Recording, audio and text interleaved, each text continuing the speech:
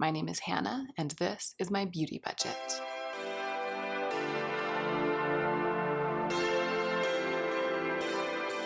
Hey y'all, so these are the eyeshadows that Leah and Maggie, the wonderful women who own CLIONADH Cosmetics, sent over to me for review. This video isn't sponsored. They sent these to me with absolutely no strings attached. They were actually very explicit in the email to me, saying that they just wanted to send me a selection of shadows and that I was free to do with them whatever I wanted. And this is what I want to do. I want to play with them, give you guys some close-ups, do some comparisons to other extraordinary eyeshadows in my collection, and just generally make some really luscious, fun content surrounding the details of these really, really amazing and in many ways I feel innovative eyeshadows. I think first what I'll do is I'll take all of these out of this little pan, I'll tell you exactly which ones they are and I'll swatch them, and then I'll get into some comparisons to other eyeshadows that are in any way similar to these, and along the way I'll give you my opinions, because as you can see by how worn these are, I mean all of them have been swatched and used several times, and I've been playing with them on my eyes almost every night for weeks, and often several times an evening. I'll put an eye look on, take it off, put an eye look on, take it off. So I've gotten to know these really, really super well at this point. So hopefully I can pass along everything that I've discovered playing with these, everything that I can do in an overhead shot video like this. I did film myself putting these on my eyes for the first time, some of them, so I'll link that video in the cards right now. And lastly, before we get into the meat of the video, I wanted to say that my friend Angelica Nyqvist has a YouTube channel on which she has swatched the entire collection. This is just a tiny portion of the collection. There are many, many more times this number of eyeshadows in the full collection, and Angelica has done incredible, impeccable close-up swatches of each one in different lighting and all of that stuff. I can't even hope to top that, and I'm not trying to. This is just me kind of playing with these, my style. If you really want a full comprehensive view of every single shadow in different kinds of lighting, then you should check out her video. So I'll also link that in the cards right now, and I'll link it down below. And I think that that's it. Let's go ahead and get into the meat of the video.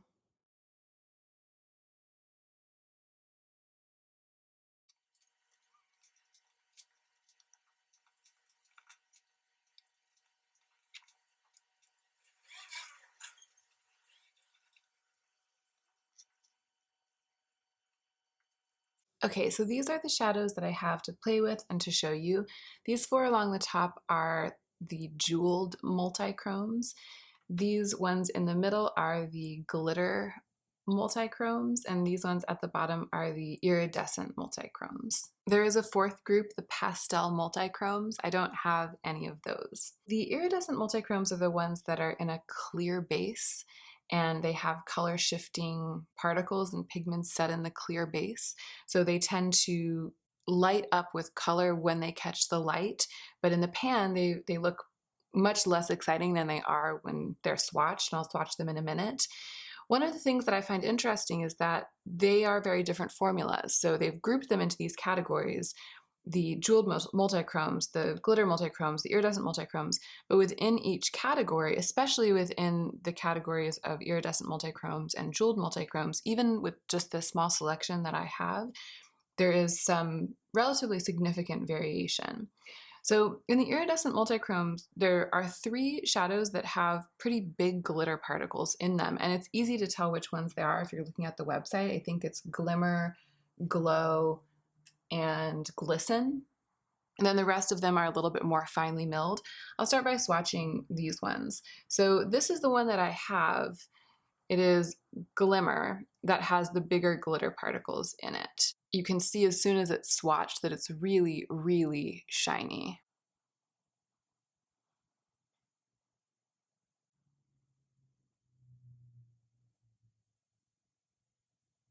So it's interesting because picking it up on my finger, it feels actually a little bit dry. That was one of the things that surprised me about these. Most of them, they aren't very creamy. And then when you start swatching it out, it does adhere to the skin with a lot of grip, and it slips like a good eyeshadow does. So it's mysterious. It doesn't have that kind of tactile like lushness and ease, they definitely have some more texture and some more surprises in store than I expected. So even though it feels like there's enough large glitter in it to almost be gritty when I start touching it, when I swatch it, they all smooth out and flatten against the skin, and it becomes a really, really wonderful sheen that's textured to look at, but doesn't feel textured. It doesn't feel as textured as a pressed glitter, for example, even though of all of these, it might be one of the ones that's closest to a pressed glitter in terms of how many glitter particles are in there and how large they are. This could easily be used as a gorgeous face highlight as well as an eyeshadow because it's got that super clear base and it's so, so, so glossy. So let's do the other two Iridescent Multichromes. This one is Ambient, and it too is a bit more powdery than I would have expected, just given how extraordinary the depth of pigment is in these. And then this one right here is Flicker. So there's Ambient and Flicker. The whitish pigment that I guess forms the clear base is pretty intense when you pick it up on your fingers. It almost feels like I almost feared when I first swatched these that they would swatch a little bit chalky, but they don't. So there's Ambient right there, and when it's sheared out, you can see that it's got some green and some pink shifting pigment in it. You can really see it on my finger, and in fact, the curve of the finger perhaps better mimics the curve of the eye, so you can get kind of a better sense on the finger. And then this one here, Flicker, has peachy orange and pink shifts in it, and you can see that too on my finger and on my arm. So as far as I can tell from the selection of 3 that I have here, among the Iridescent Multichromes, the ones with the larger glitter particles in them, which again are Glimmer, Glow, and Glisten, are the most intense, the ones that pack the biggest punch. But the other ones are amazing for working on the brow bone, on the inner corner, and they're really amazing layered over other shadows, like layered with darks, blacks, dark purples, things like that. I've actually found myself using all 3 of these to buff out looks, to sculpt looks with light in my makeup playtime sessions, and that has been really fun. So as long as I've got these on my arm, actually, I'm gonna go ahead and swatch the 2 eyeshadows that I have in my collection that are in any way similar to these. They are JD Glow Opal and JD Glow Good God. And they're similar because they're kind of white based. So I have some other JD Glow shadows that have similar pigments in them, but they don't have this kind of like clear white shifting base. And you know what else would make sense to swatch? One of my colorful highlighters. Hold on. So here's JD Glow Opal, and here's JD Glow Good God. They are also really, really intensely shiny, kind of like the first one that I swatched here from CLIONADH. So there's Opal, and it's definitely more pink, pale pink with just a little bit of like a baby blue shift. So it's similar in effect to this one, but color-wise it's very different. And Good God is also kind of clear based, but it's got a little bit more kind of gray-green shifting going on. So both of these from JD Glow, well, especially I would say Good God from JD Glow has more in common with Glimmer, and then Opal has more in common with these other 2 Iridescent Multichromes right here. These are both Anastasia Beverly Hills Moonchild Glow Kit highlighters. So it's Purple Horseshoe and Pink Heart. There's Purple Horseshoe right there, and there's Pink Heart right there.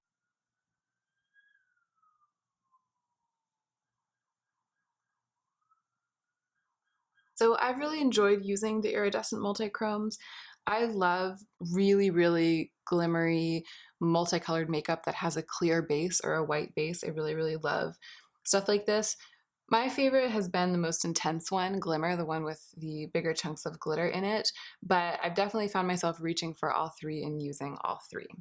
Let's move on to the glitter multichromes. So I've put them somewhat in rainbow order, and I've got Carving, Chandelier, Corrosion, Ornamental, Blaze, Grisaille, and this one that I just threw in the air is Abrasion. carving, chandelier, corrosion, ornamental.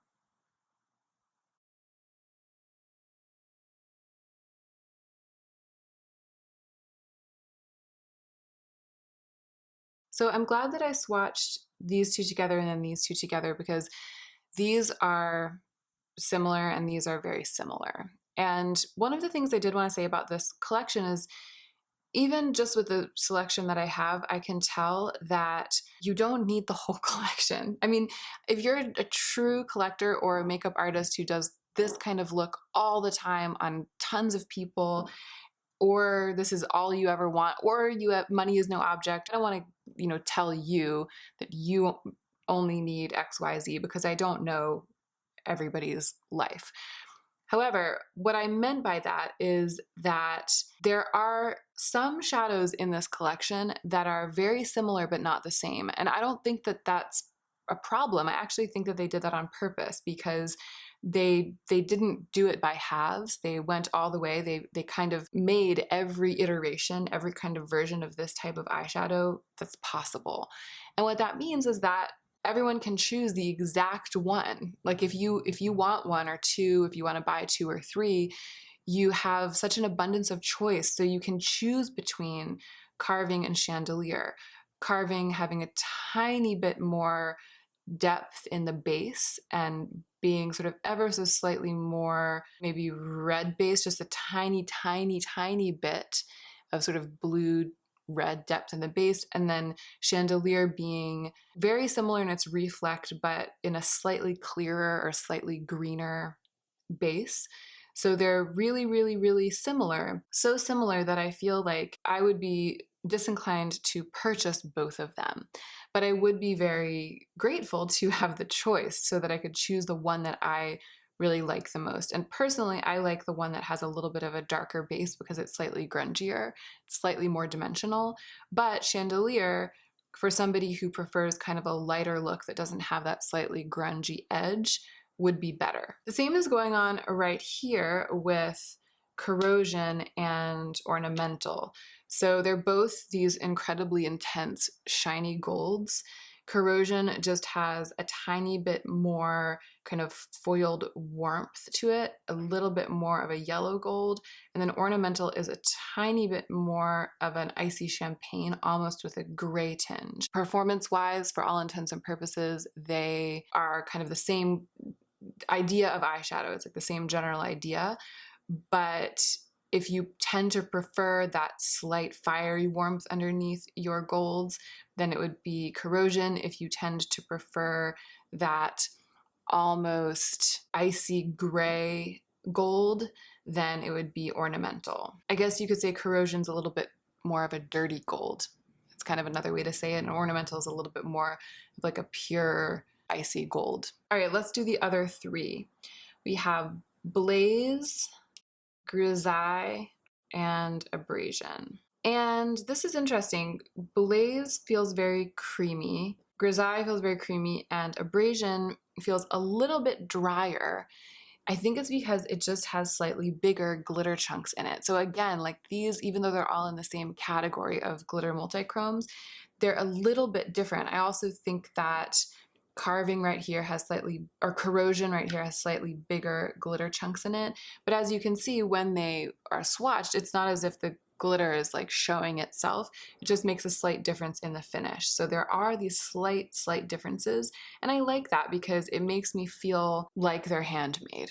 It's not like they came up with one formula and then they just replicated it with a bunch of different colors of pigment. They really hand designed each individual eyeshadow, and they tinkered with the formula to make each individual eyeshadow perfect as itself. Blaze, Grisaille, Abrasion. And Grisaille and Abrasion, if you know me, you know these are my two besties. These are my two beloveds in this collection. Sorry, I accidentally swatched Blaze twice because I swatched it before I had shown the close-up. So both of those are Blaze right there. And then we have Grisaille and Abrasion. I love this. This is my favorite formula of the three. Even though the multichromes, the jeweled ones, are so extraordinary, this is my 100% jam. Especially these last two, grisaille and abrasion, the ones that have a little bit deeper of a base, that kind of that grunginess, that a little bit sort of richer pigment underneath it. But really and I guess the first one kind of has that too. I think carving more than these ones in the middle kind of has that too. But I've used all of them voraciously over the past couple of weeks during makeup playtime to build my looks for the day. These two are just incredible, blended out all over the lid because they have that pigment underneath. They can give enough depth to define my hooded eyes. And I absolutely love these brighter ones on the brow bone underneath my brows and buffed down. And even as highlights, I mean, they're impeccable. They're so special. So while I have them on my arms, I'm gonna go ahead and swatch other eyeshadows that are in any way similar. And maybe I'll even do some super clear close-up swatches. So here we have JD Glow 365, and this is very, very similar. Like, this might be the closest dupe. Well, actually, I've got some others that are pretty close. This is very, very similar to Corrosion right here. So I'm gonna actually swatch them really side by side. This is CLIONADH Corrosion and this is JD Glow 365. These up close dense swatches, you can see that Corrosion has a little bit more green in it. It's a little bit more of a multichrome than 365, which is a little bit more one-dimensional. I mean, you know, you can't really call this shadow one-dimensional. Like, it's not really one-dimensional. It's just color-wise, it's not trying to span as many different arenas. And in terms of the feeling of the formula, I'm always talking about how I love the sort of puffy creaminess of these JD Glow Galaxy shadows. They're like both puffy, creamy, and smooth and textured. And that's exactly how this eyeshadow feels. It's exactly how Corrosion feels. Abrasion kind of feels like that as well. All of that sort of fluffy textured pigment, but in a base that makes it smooth out and makes it adhere very well. These ones have a little bit more of a slick feel, the rest of the ones here. It's not like they're dramatically different, they're just these slight differences. And I'm also going to swatch this JD Glow eyeshadow right here, Unexpected. This has previously been my favorite eyeshadow, like my all-time. This has, you know, been historically my favorite eyeshadow in the world. Like, this is my favorite one. And you can see how much it has in common with these CLIONADH shadows. So I'm gonna swatch Carving with that. This is JD Glow Good God, and this is CLIONADH Carving. So there's the JD Glow shadow. There's CLIONADH Carving. Very slight differences in color, but in terms of formula, reflect, texture, shininess, we're dealing with the same kind of beast here. If anything, Good God, or Unexpected, I'm sorry, I think I might have just called it Good God, but if anything, Unexpected from JD Glow is a little bit more neutral. It's almost as if it's got some taupe in there, which I really like because I like a neutral look. One of the things I've observed about these CLIONADH shadows is that none of them is really neutral. Like, it's hard to find sort of like a taupe version. I think the closest to neutral are the golds, which are really quite yellow. So it's really a quite colorful collection. I appreciate having a more neutral version of this kind of eyeshadow, but my primary feeling is just total excitement. I mean, previous to this, these were my only three eyeshadows, these three from JD Glow, that were in any way like this. Like, in any way.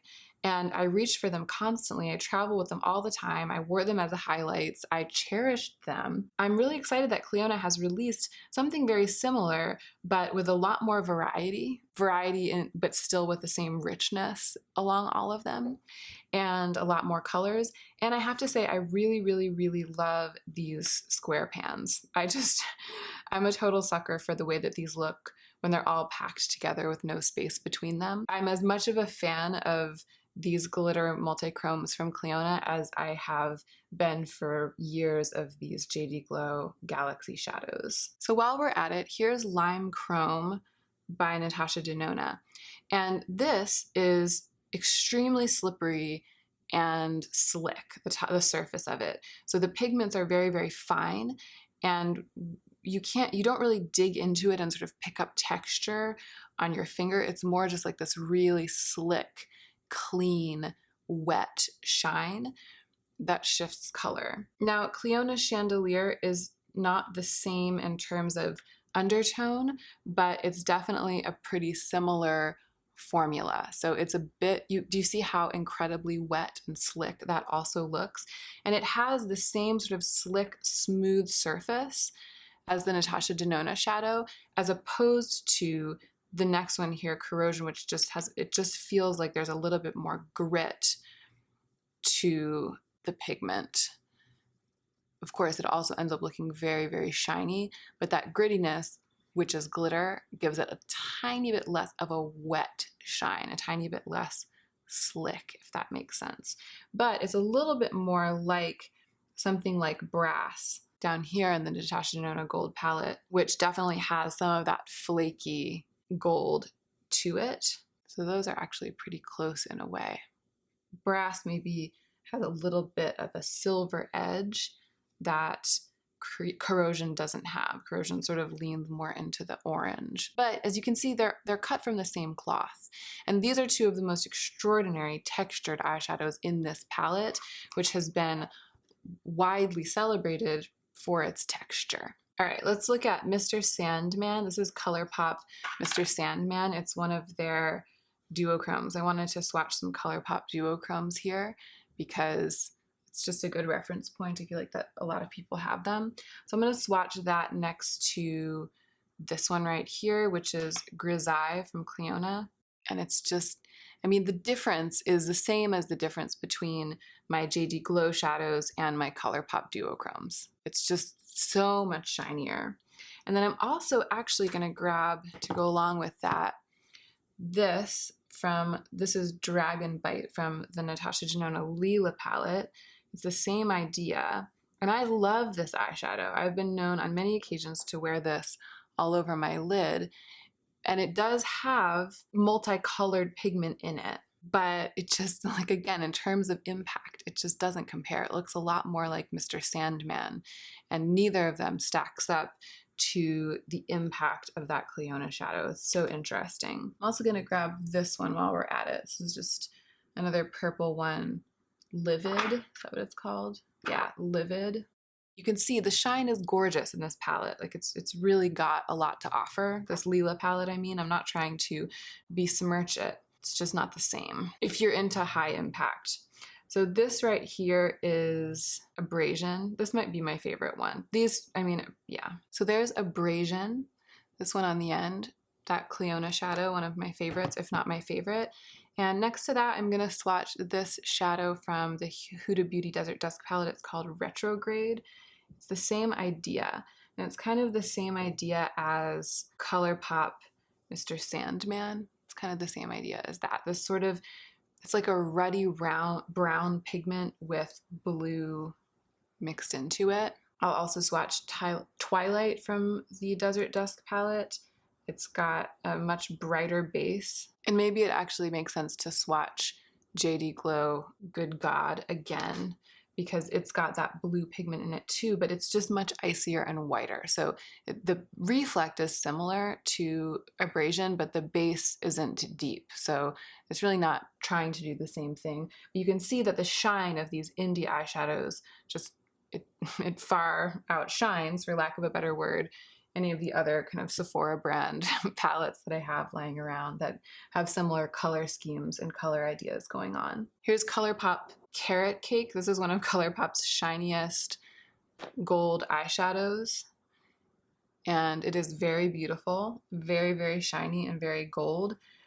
But I'm gonna go ahead and put it to shame by swatching Corrosion and Ornamental next to it. So here's Corrosion and here's Ornamental. And lastly, I just decluttered this palette, but I grabbed it out of my declutter pile. This is the Urban Decay Moondust palette, so that I can swatch this purple glitter, because really we've got a lot of purple glitter going on in this eyeshadow here, Abrasion, and actually that might be one of the ones that's the most similar in terms of what it's trying to do, because it has a darker purple base and then it has lighter purple glitter, but the glitters just have so much less dimension and they're just doing so much less. That's Urban Decay Galaxy from the Moondust palette. All right, I think I've done enough. At this point, I'm gonna go wash off my hands and arms so that we can proceed to the multichromes, and I will also insert the ad break here. Be right back in a couple of minutes.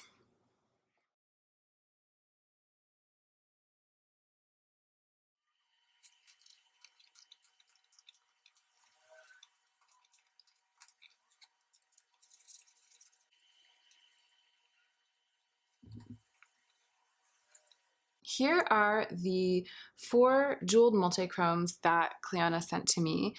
I have Kiln, Forge, Weathered, and Gargoyle. And I'm already having such an interesting time because I'm looking down at the eyeshadows, and from where I'm sitting, Kiln looks sort of red, but I'm looking up into the monitor and it looks brilliant magenta.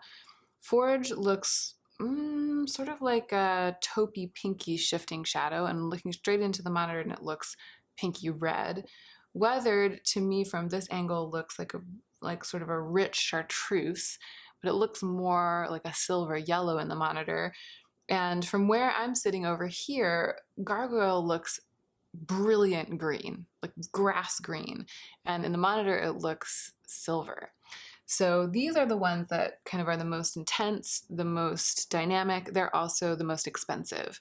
Each one of these costs twice as much as the other eyeshadows that I've been playing with and swatching so far, and it's just because there's so much extraordinary pigment packed into them. They are priced according to how expensive they are to make. So I wonder if I just move it a little bit, if the color will change in the monitor and you can see the green that I'm seeing.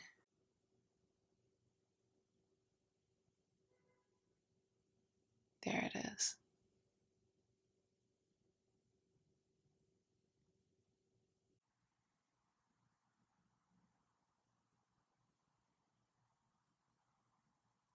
So I'm swatching Kiln, Forge, Weathered, and Gargoyle. And it's really interesting. Gargoyle feels super slick, like super slick and shiny. Weathered feels a little bit softer than that, and Kiln feels much more powdery, and Forge feels like something in between. So all 4 of these feel just ever so slightly different, and some of them, like Gargoyle, feels really different. So once again, I can tell, or I can infer, that each formula has been tweaked and tweaked and tweaked until the shadow itself performs perfectly for the pigments and the colors. Kiln, Forge, Weathered, Gargoyle. And the other thing that's really interesting about these is they're also different color-wise. Gargoyle and Weathered have a main color, green and sort of a chartreuse yellow, and the shifting that happens is that they both kind of shift to sort of a silver and sort of a grungy gunmetal. Forge and Kiln shift from color to color. So Forge is really shifting from red to green to gold. It really has 3 distinct colors in it, and Kiln is shifting from kind of a magenta to an orangey gold. So we've kind of got a 2 colors shift, a 3 colors shift, and both of these sort of have one main color and then they shift to a chroma, sort of like a chrome. I love all of them. I actually really, really love these 2. They're almost a little bit easier to sculpt with and to work with because they're not so crazily dynamic, but they are deeply, deeply grungy, and we all know how much I am about that life. Gosh, it's really funny. I'm struggling to get Gargoyle to show up as green on camera as it is in real life. I think it might just be because of my very strong overhead lighting from where I'm sitting. I'm gonna take a picture with my camera from my current angle so that I can insert it into the video and you can see what I'm seeing. I'm taking the picture and you can see the eyeshadows, and you can also see Sadie sleeping on the bed, and you can also see a stack of eyeshadow palettes with a book of Robert Frost poems stacked in with it. It's kind of an awesome picture. But anyway, you'll see if I put the picture up on the screen that I'm seeing like a brilliant emerald green from Gargoyle because of my vantage point and the way that the light is reflecting. So it's just, they're just really, really, really amazing. And the pigment, the level of pigment, the coverage is incredible. So I don't really have anything to swatch next to these because I don't own any other multichromes. I don't have anything like this.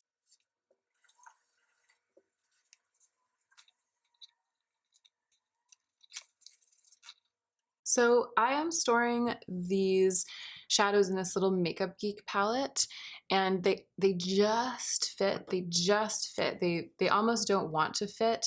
And so when I put them in all side by side, sometimes I have to use a tool to make sure that they're all kind of sitting flush with each other.